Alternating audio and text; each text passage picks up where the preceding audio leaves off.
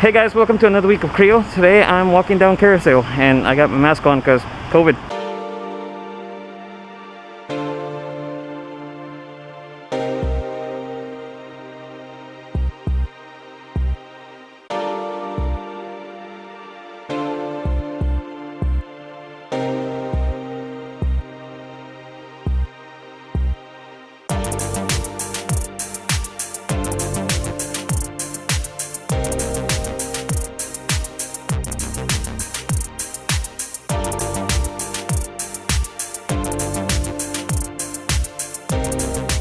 So I'm going to try to find a place where I can take my mask off and talk to you guys today.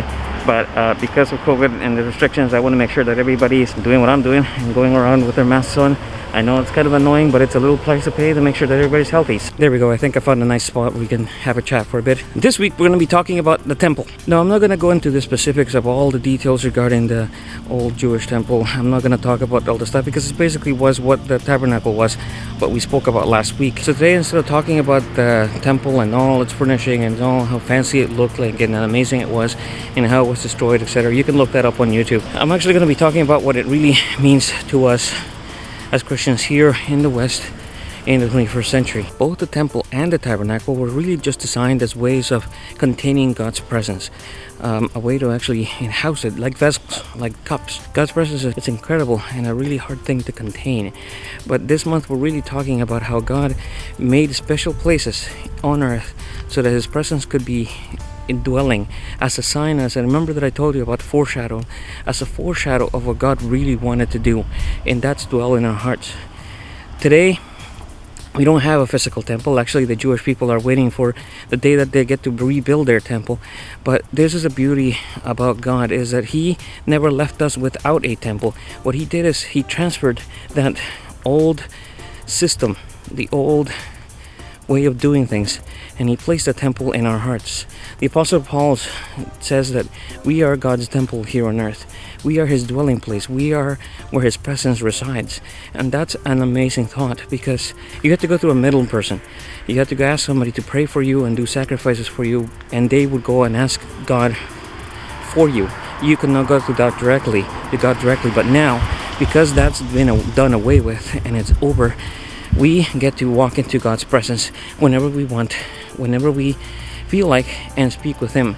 And most importantly, He now dwells in us. Because we're God's dwelling place now, it means that wherever we go is holy ground. Wherever we stand is holy. I think the most important thing that we can remind ourselves this week or this month as you're talking with your crews is that the importance of knowing that Jesus dwells in us, that He is in our hearts every single day, that He goes wherever we go, that He is we are in His presence all the time, and as such we have to minister to Him. We have to keep working to make sure that our temple, that this physical form that He has given us, does and lives according to the way that He would like it to be, to honor Him.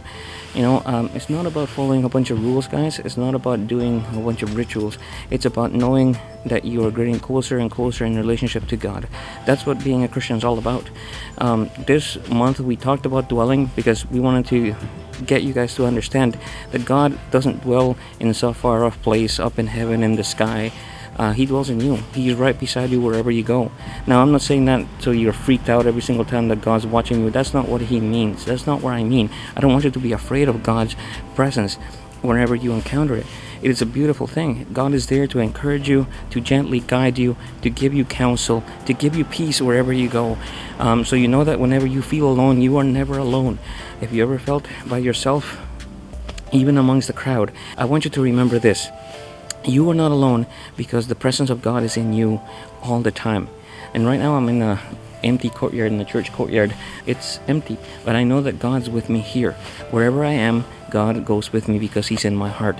He's in my soul, and He's part of my life. So I want you guys to remember that. You are God's dwelling.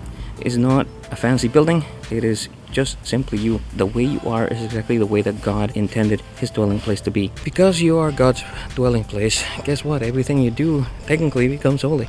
Whether you play, whether you study, whether you play an instrument, everything becomes for His glory because you are His presence.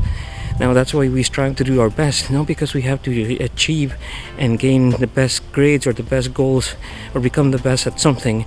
Really, as Christians, we strive to do the best because it brings God glory. And that's really what the goal of all of our life should be, because we are God's dwelling place. We should live like that God is the best thing on earth, and we should be exemplary. Why? Because it gets people's attention when you do your best, doesn't it? That's it for me this week, guys. I'm so excited to see you guys at live stream next week. Please tune in. I'm gonna go right now and get some Starbucks because I want some Starbucks today. I don't know why. I don't even drink coffee, but I want to get some Starbucks. So thanks for joining me this month. We will see you next week at the live stream.